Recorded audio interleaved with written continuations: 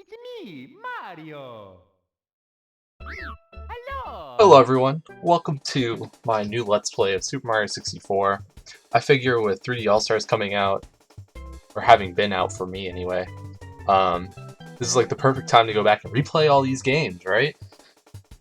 But I'm not going to play the 3D All-Stars version, even though I do own it, and I did play through all of them. Like literally day one when the game came out, I sat down and I just played 120 stars of all games. Technically I did a speedrun, and I got a time of like 19 hours something, because I'm really bad.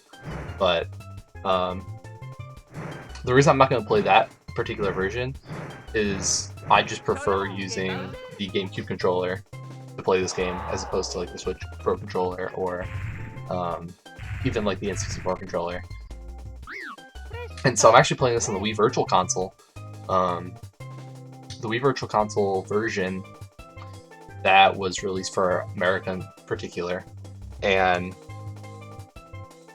yeah, that's what we're gonna be rocking with. There's really not much changes between this and like the original Japanese version on N64. So the thing about the 3D All-Stars version is it uses the Shindo version, which essentially means they patched the backwards long jump, but we're not speedrunners, so we don't have to worry about using backwards long jump. And so it doesn't really affect us, even though we can do it in the version that I'm playing. But if you're playing 3D All-Stars, or if you're playing basically any version, you'll be able to follow along just fine. My goal with this is to make it a like concise and like easy to follow along kind of walkthrough of this game. But I'm also going to go through and do like tips and tricks for each level. Like tips and tricks that I've picked up for myself. They're not necessarily like speedrun tricks or anything, but just like strats that you can use to make the game a little bit easier, or have a little bit more fun with it if you want to, or if you don't mind doing things that might not be intended and stuff like that. So without further ado, let's jump right in and listen to the amazing voice acting that they added in international versions of this game. Of course, I have to choose my file first. You might notice that it looks a little bit weird on that title screen, and that's because I'm actually emulating it using the widescreen hack. That's essentially the only reason we're doing that, is to be able to upscale things and have it look really nice for the recording. But I do own it on the actual Wii, so it was just, do I want to get out the old capture card and actually like record it with 480p quality, or upscale it and have 1080p quality, and then widescreen and stuff like that. And so this is just the clearer option in my eyes. But yeah, let's get in.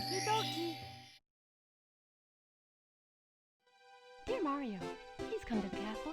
I have baked a cake for you. Yours truly, Princess Toadstool. Peach.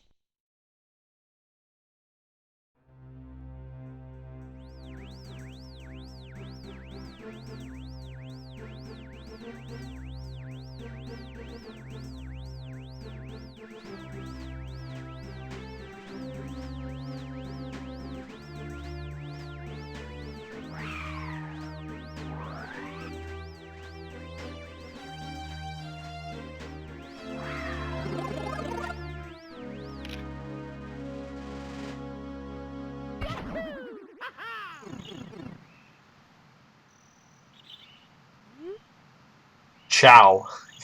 I like how this starts with ciao. We're not going to read a lot of the text unless I find it particularly funny, or I want to call attention to it. But yeah, we're finally in the game. In the international version, they did add voice acting for Peach, which is kind of memey in my opinion. Lakitu is just going to tell you how to use the camera, because Lakitu is the camera in this game, which means that he's a limited, like, actual in-universe character, and he can't go through walls and stuff. If you didn't grow up with this game, and you're trying to come back to it, especially with 3D All-Stars being out, it can be a little bit jarring. When you're used to like full 3D, you can get precise wherever you want to put the camera, you know. But it's well worth the effort to get used to it, in my opinion. And then there are also toads that are kind of scattered about throughout the castle, and you can talk to them with B and or A. depending on which version you're playing. A lot of them don't have anything important to say. They're usually just, like most NPCs in a lot of games, they are there to kind of give you like a little hint in the right direction. But yeah, so this is like the castle, the main hub of where you're going to be doing like everything in the game. And a lot of these doors you can enter, but they have like these star plates on them with a number, and that number is how many stars you'll need to actually enter it. So this door, the 1, if you try to go into it, it says you need a power star to open it. Opening it doesn't like detract from your star total or anything like that. It's just like a gate being like you need this many stars before you can enter this door. And otherwise we have these doors right here, and these actually lead to like the basement, but the basement has a locked door that we don't have the key for right now. But we're gonna come back down there later. We're actually gonna start out by going through the only door that you can really go through as of right now. I actually want to check something because I've never gone down here before, like at the start. Yeah, okay, there's nothing out here. Also, L is real, 2401. But, like, you still can't tell what it says. Come on, zoom in. Oh, that looks really... okay. Anyway, yeah. Still can't figure out what it says, because when they ported it to 3D All-Stars, it's just, like, upscaled graphics and stuff. And so they didn't actually, like, remake the graphics. Now it's just bigger and still blurry. But yeah. Anyway, the only option we have right now to actually start the game is to go through the only door without a number on it. And then we get this big painting, we just jump right in, because the paintings are your, like, portals to the levels that you play. We're going to start with Big Bob-Omb on the summit. And then they tell you how to play the game. They're like, yeah, you can jump with A, you can punch and stuff and attack with B. Things like that. The main like movement option that you want to go for is either a jump dive or just a regular dive and rolling out, or you want a long jump by crouching and pressing A. Those are like the fastest ways to move around. Otherwise you can just, you know, run/walk everywhere if you really wanted to. But for this first star, it says Big Bob-Omb on the summit. All these stars have names that will hint you to where you need to go. And, of course, the summit is this way, because the mountain is right here. And we're actually going to take the very, very slow route all the way up the mountain.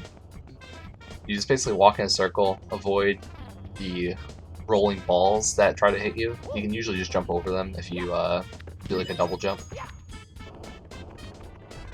Or you can, if you're not on like a super narrow area, you can walk around them like that. And then after we make it all the way around the mountain, you'll eventually hit the summit of it, and there's a Bob-Omb here with a crown. He says, "I'm the Big Bob-Omb, Lord of all blasting matter, King of kabooms the world over. How dare you scale my mountain?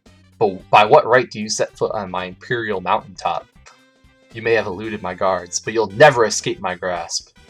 And you'll never take away my power star. I hereby challenge you, Mario. If you want the star I hold, you must prove yourself in battle. Can you pick me up from the back and hurl me to this royal turf? I think you cannot." So right away they give you like a boss battle, quote unquote. All you have to do is run around him, and then stand behind him, press B to pick him up, and press B again to throw him. You want to throw him on the ground, because if you throw him off like the top of the mountain, then he'll just jump back up, and everything will restart, because that's like cheating or something. I haven't done it in forever, so I don't remember what he says, but you have to throw him on the ground to be able to beat him. If you want to just like... oh, well, you can jump kick over him. if you like stand in front of him and then jump, kick, and hold backwards, you can jump like straight over him and then grab onto him. And then after the third time that you do that, he'll complain about it and go, "What? Can it be that a pipsqueak like you has defused the Bob-Omb King? You might be fast enough to ground me, but you'll have to pick up the pace if you want to take King Bowser by the tail. Methinks my troops could learn a lesson from you. Here's your star, as I promised, Mario. If you want to see me again, select the star from the menu for now. Farewell." So, he gives you a little hint on how to beat Bowser in this game. Because it's essentially the same fight, but like a little bit harder. But yeah, after we get this one power star, they actually tell you that you can open some of the sealed doors, like I mentioned earlier. In particular, they want you to go to the princess's room on the second floor, but we're actually going to go into the second course of the game, which is Whomp's Fortress, and that's right here. The reason we're not going to knock out Bob-Omb Battlefield in one go is because of the requirements that you need to get some of the stars we don't actually have yet. So we're going to go into Whomp's Fortress where we can get all the stars right away. The first star here is chip off Whomp's block. So what could that mean? Well, if you don't know what Whomp is, it's the Mario enemy that looks like a walking piece of cement. Not those guys are Thwomps. Whomps are the guys over there that you can see on the right side of the screen that are walking around. They got a big X on the back of them. So all you have to do is head over this way. Oh, I almost fell off, but if you jump on here, or wait for the rotating platform, you can just walk across it. And then you get some Whomps that are walking around just to kind of, like, I don't know, I guess hint towards you that you're going the right way, stuff like that. But when you get up here, there's a really big Whomp. And he goes, "It makes me so mad. We build your houses, your castles, we pave your roads, and still you walk all over us. Do you ever say thank you? No. Well, you're not going to wipe your feet on me. I think I'll crush you just for fun. You have a problem with that? Just try to pound me, wimp. Ha!" So he'll walk towards you, and then get ready to, like, literally crush you. And so if you walk around him and then jump on his back and ground pound, he'll take some damage. But there's actually a fun little glitch that you can do, where you can just jump and ground pound, and you'll literally just go straight through him. This exists in all versions of the game as far as I'm aware, so I know it works in 3D All-Stars at the very least. And then after you beat him by ground pounding him 3 times, he goes, "No, crushed again! I'm just a stepping stone after all. I won't gravel or grovel. Here, you win. Take this with you." That pun cut me off guard. So for two stars, and we already did 2 boss fights. If you can call it a boss fight. I mean, it's about as hard as bosses get in this game. But yeah, so we're going to go right back in, because every course in this game has 6 stars, like normal stars, and it has a 7th star that you actually get from collecting 100 coins in the level. So we're going to go ahead and do mission number 2, to the top of the fortress. It is worth mentioning that almost every star in the game within a course, right? So all 6 stars in this course can almost be collected in every or in whatever order you want. If you enter the first star, you can collect like any star, basically. There are a couple exceptions, like this star number 2 that we're doing right here, where it's to the top of the fortress. That one's actually locked behind, like you can't collect it in mission 1, you have to beat the Whomp King if you want to collect this star, because there's like some level changes that happen. But outside of those like exceptions, you can pretty much collect the stars in whatever order you want. And a lot of people missed that when you went to Sunshine, and Super Mario Sunshine you had to collect whatever episode's Shine you were on. with like some very minor exceptions. But yeah, so actually what they want you to do is go back to where you beat the Whomp King, and there's actually a tower where he used to be with a 1-up in it. Gamer knowledge.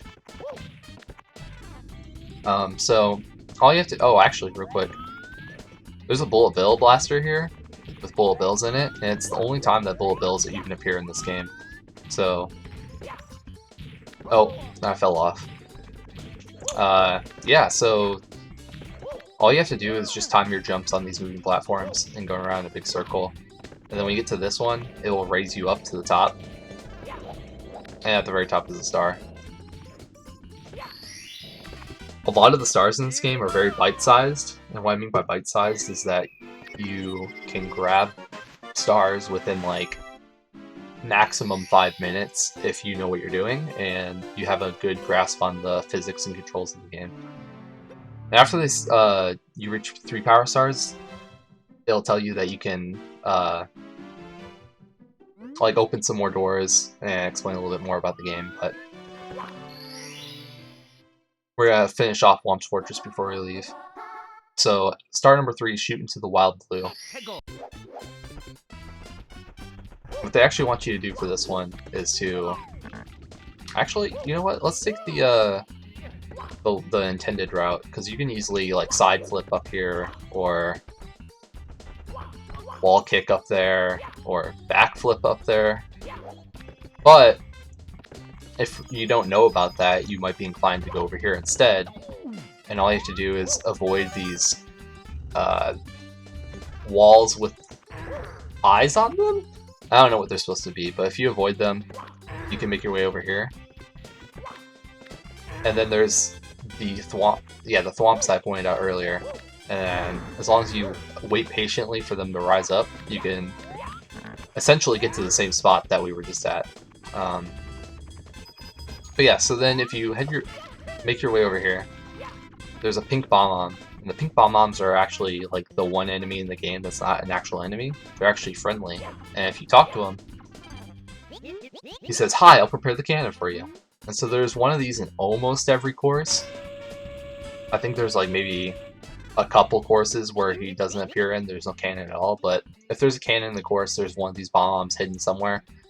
And when you talk to him, he'll open the cannon for you, and he'll just be open whenever you enter the course from now on. So you only have to talk to him once per course, and then the cannon will always be there. And so the mission title, the star title, was Shoot into the Wild Blue, right? So when you get in the cannon, you get like a 180-degree radius that you can shoot in, plus looking up and down to a certain extent.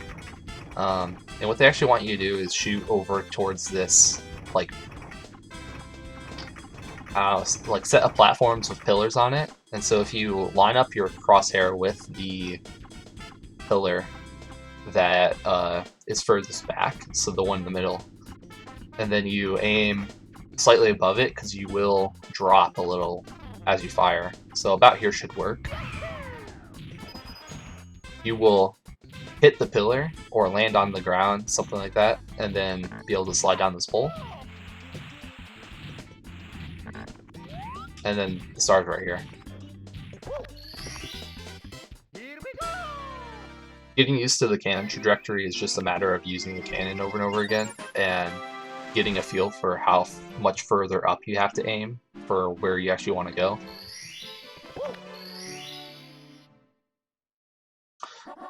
Star number 4 is red coins on the floating isle, and what we're actually going to do is we're going to do the 100 coins alongside the red coins, because the 100 coin star does not boot you out of the level when you collect it. It's the only star that is like that in the game, and it's only ever happened in this game. But how we're going to start this off is you can walk very, very slowly by barely pressing on the control stick and sneak up on the piranha plants as they're sleeping. And if you punch them or kick them or ground pound on them, I'm pretty sure, maybe even dive into them, then they will drop a blue coin, and blue coins are worth 5 coins, yellow coins are worth 1 coin, and red coins are worth 2 coins.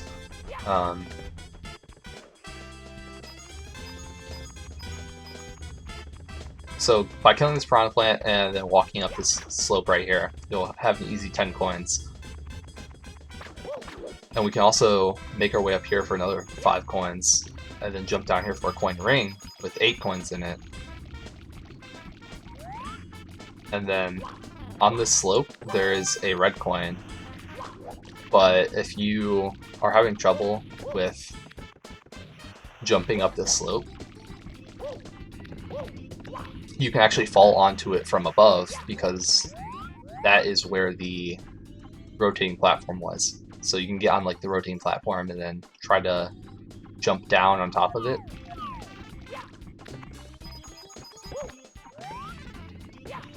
And then there's also these switches on the ground that have a blue coin symbol on them, and if you ground pound it, it will spawn blue coins relatively nearby the switch. You have to do some trial and error to figure out where they are.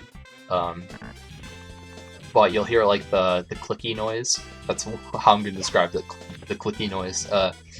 It'll give you like a sound cue, and that's how you know that the coins have spawned, and after you collect the last one, it'll go away. Otherwise, if you take a little bit too long to collect them, they will disappear, and then you won't have access to them for the rest of the level. So either watch to make sure you know where the coins are, or be prepared to restart if you miss more than like 1 or 2 of those coins, because blue coins being worth 5 coins make them extremely valuable for 100 coin missions. I also picked up a block right here and threw it, and if you throw it against a solid object, it'll break and explode into 3 coins.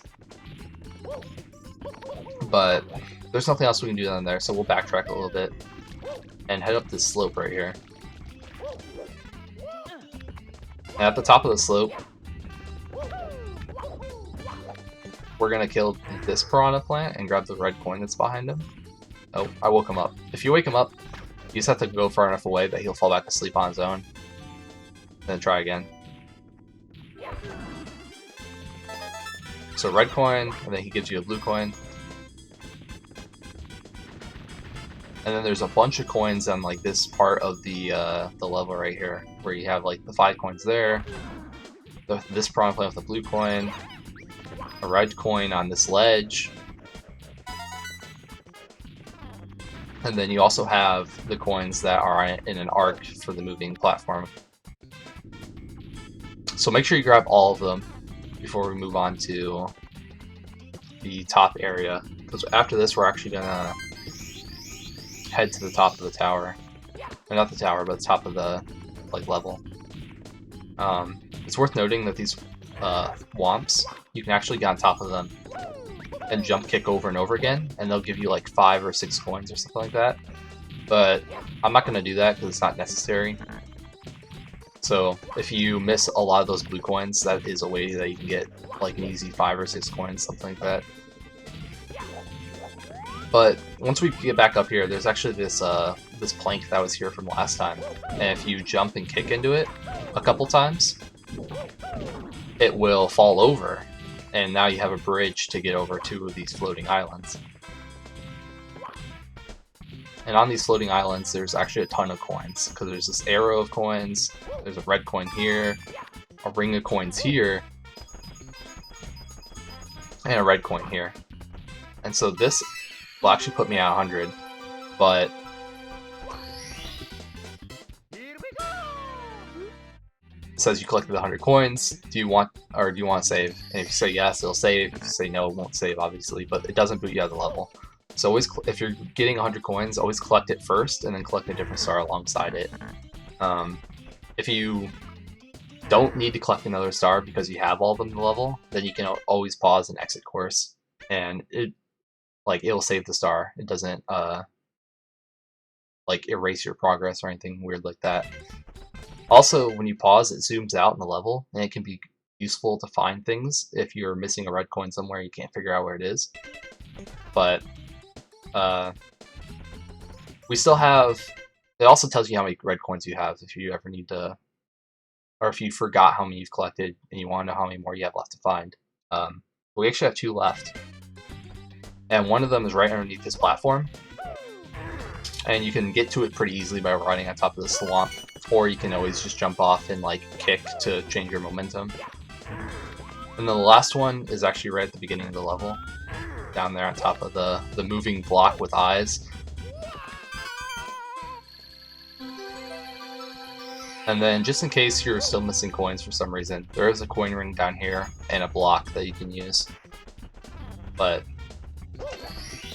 the red coin star always spawns on this gray star that's floating on the ground. So if you find that, then you'll know where the red coin star is going to spawn. And that only leaves us with 2 more stars left to grab in Whomp's Fortress. Number 5, Fall into the Caged Island.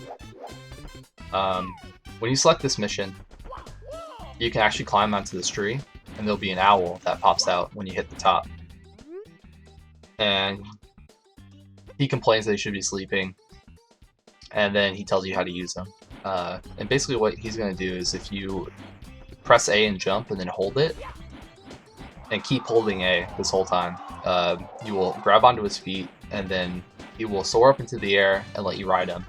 And you turn left and right to control him. And then all you have to do is let go of A to drop on top of the star in the cage.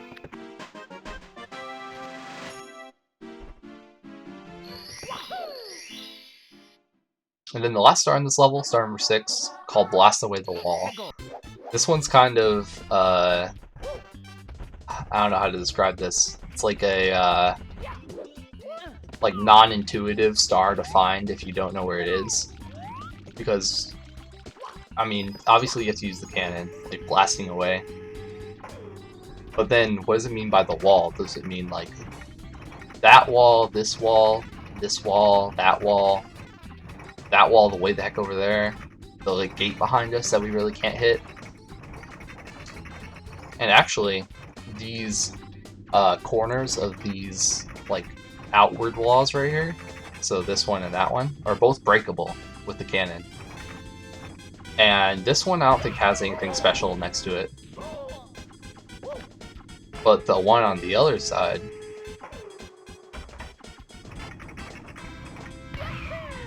has a star hidden underneath it.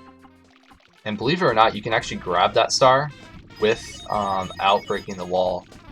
But it's really hard to do without a setup. And it's really not worth trying to learn unless you want to speedrun the game. But to grab it, all you gotta do is walk up here and then make your way to the ledge and slide onto it.